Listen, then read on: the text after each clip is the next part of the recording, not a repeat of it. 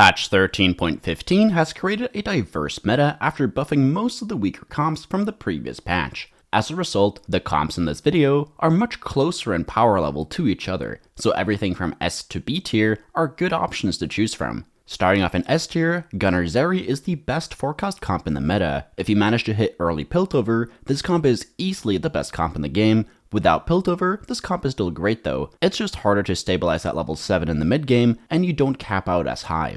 Noxus Darius is a great tempo comp that can also cap out very high if you can hit both Darius 3-star and Katarina 3-star with good items and augments, but you can only play this comp from a good opener. Invoker Karma is the best A tier comp on this list. This is a great 3-cost reroll option that stabilizes really hard on 6 invokers with a 2-star board. You can usually top 4 with this comp if you hit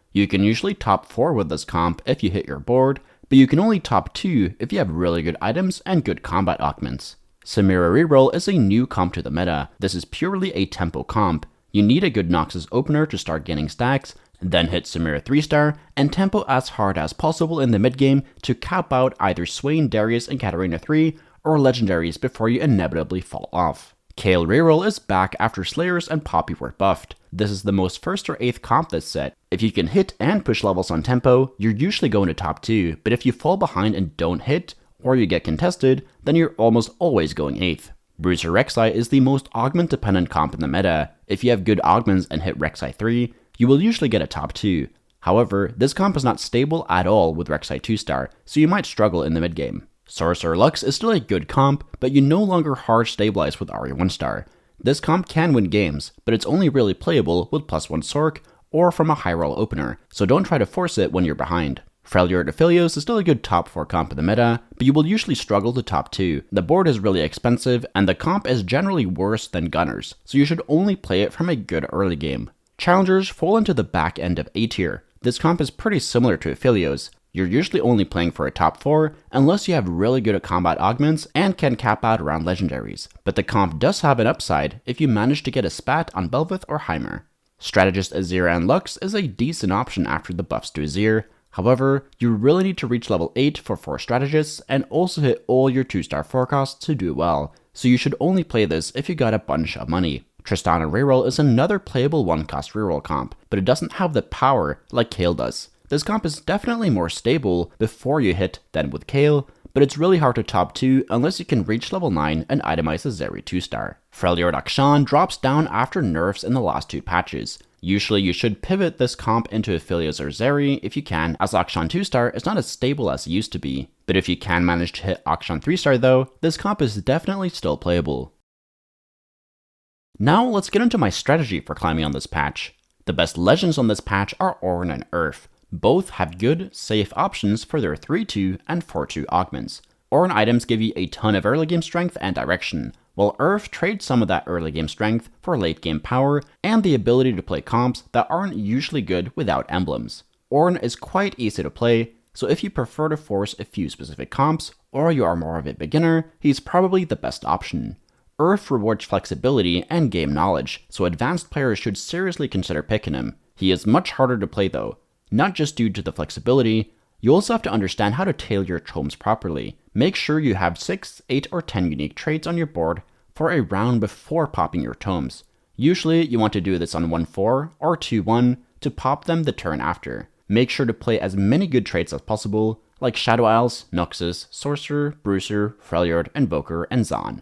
Traits without emblems like Yordle and Multicaster are great to put onto your board as well. Lee Sin is a decent choice as well if you want to default to Kayle, Tristana, and Samira, but there's a lot more variance when flexing between just 3 1-cost reroll comps. You can still play other things with Trade Sector or Shopping Spree, or by just taking combat augments on 2-1, but his 3-2 and 4-2 augments are terrible compared to Ornn and Earth. The first thing you should try to do in the early game is to decide whether you have good spots for Samira Reroll, Tristana Reroll, Kayle Reroll, Darius Reroll, or Reksai Reroll, as all these comps are comps that need to be committed to early if you're going to be playing them at all. If not, you should play flexibly between lines until you have clear direction. If you have an AD opener, you should default to Zeri and Aphelios, and if you have an AP opener, you should default to Evokers or Sorcerers. Challengers is a good comp, but it's only playable from a Challenger or a Yona opener.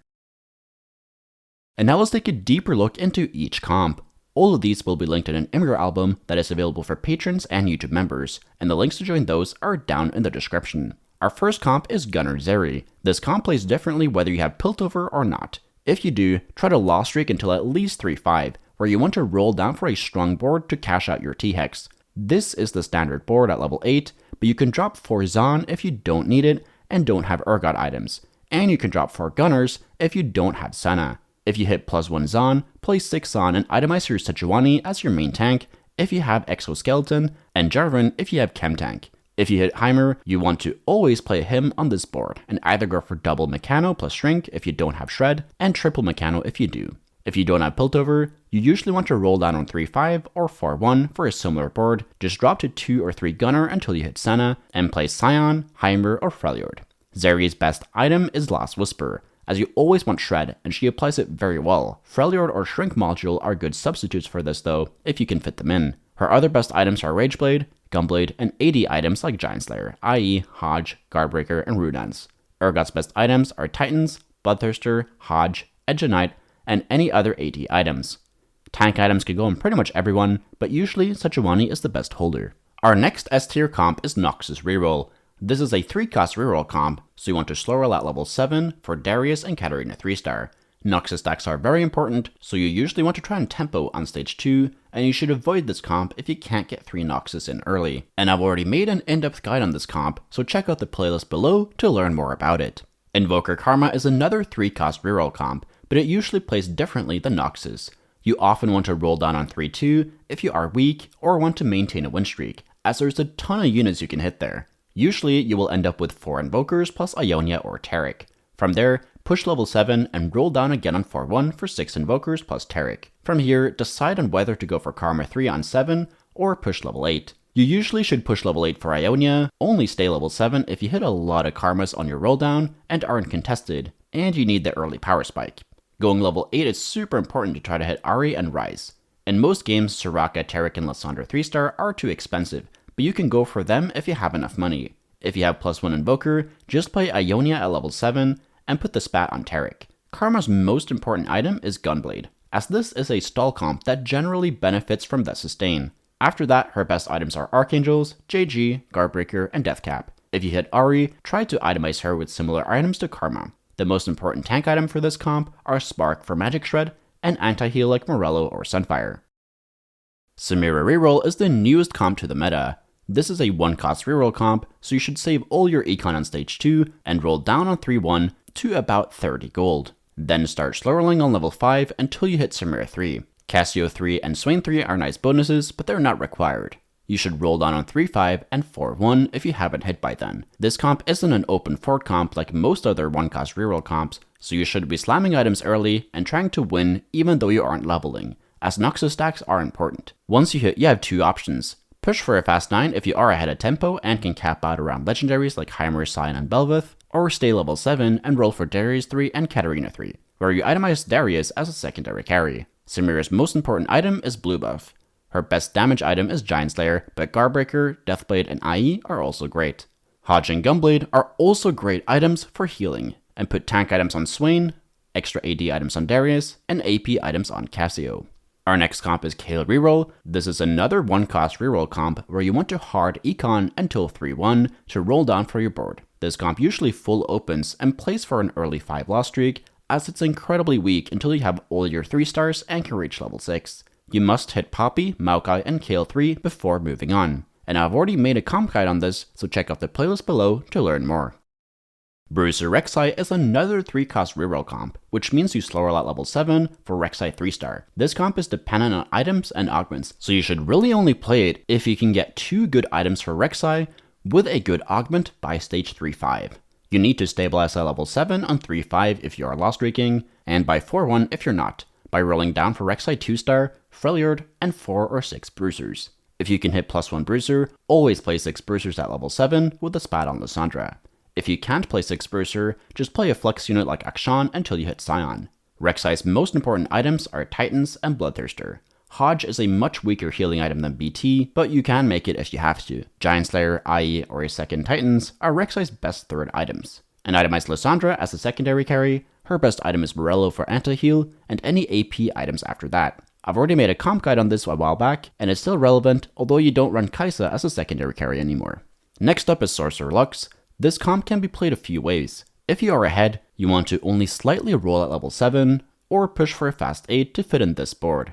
If you are behind and have to roll at level 7, you either have to drop Demacia or 6 Sorcerers, but you won't be stable until you reach level 8. Usually it's best to just drop 2 Sorcs and play Shen, and again, I've made an in-depth comp guide on this, so check out the playlist below to learn more. Freljord Aphelios is much weaker after some nerfs, but he's still playable. This is a 4-cost carry comp, so you have 2 options. You can either roll level 7 on either stage 3-5 or 4-1, or fast 8 on 4-2 or 4-5. Usually you want to roll level 7 though, and come up with some variation of this board. And I've already made a comp guide on this that is linked in the playlist below.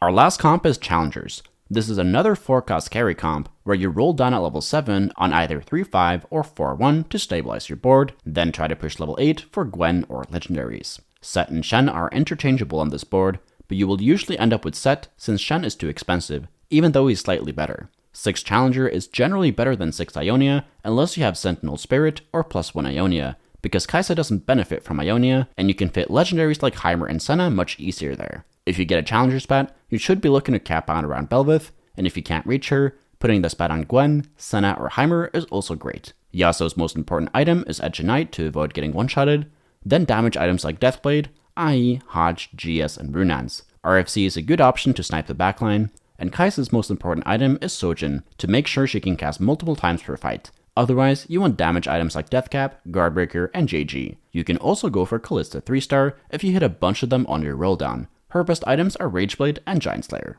I've also made a written guide for this rundown over on Tactor, so you can check that out if you want this in a written format, and the link to that is down in the description. Thank you so much for watching. If you learned something, please leave a like and subscribe to the channel. If you want cheat sheets for any of my comp guides, they're available for you to members and patrons, and the links to join those are down in the description. And if you want to get better at TFT, join the Discord. We got over 9,000 other players there who are hungry to climb. And if you want to get coached by me, the information is over on the Discord server as well. So take care and see you in the next video.